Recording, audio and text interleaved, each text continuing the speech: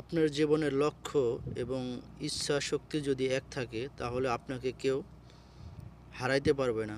সুতরাং আপনার ইচ্ছা এবং শক্তিকে খুবই শক্ত করে সামনের দিকে আগাতে হবে এবং আপনার জীবনের লক্ষ্যকে 100%, আমি বলবো 100 না 150%, আপনার ড্রিমকে, আপনার স্বপ্নকে সঠিকভাবে সুন্দরভাবে চালাতে হবে।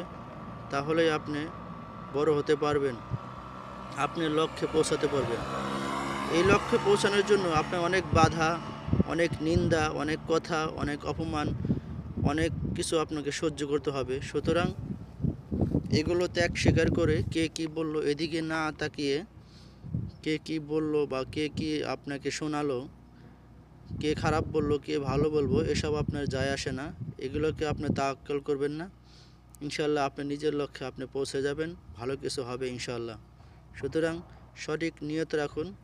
আর যারা বাংলাদেশে বেকার আছেন, যাদের কাজ নাই বা পড়াশোনায় মন বসে না, তাদেরকে বলবো নিজেকে 6টা মাস যে কোনো একটা কাজের উপরে সময় দিন, একদম চোখ বুজে সময় দিন, কাজটা ভালো করে শিখুন, বুঝুন।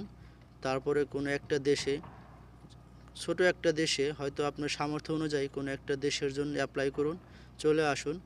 ইনশাআল্লাহ ভালো কিছু করতে পারবেন, আপনার লাইফ অনেক উজ্জ্বল হয়ে যাবে। সুতরাং বেকার থেকে ডিপ্রেশনে ভুগে কোনো লাভ নাই।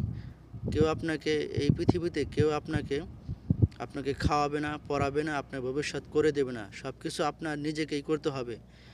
দেখেন, যে বাবা মা আপনাকে জন্ম দিয়েছে, এই বাবা মাও আপনাকে বড় হলে যদি আপনি কাজ না করেন, আপনি পরিশ্রম না করেন, আপনাকে তুচ্ছ-তাচ্ছিল্য করবে, আপনাকে মূল্য দেবে না। সুতরাং আপনার ভবিষ্যৎ আপনাকেই করতে হবে।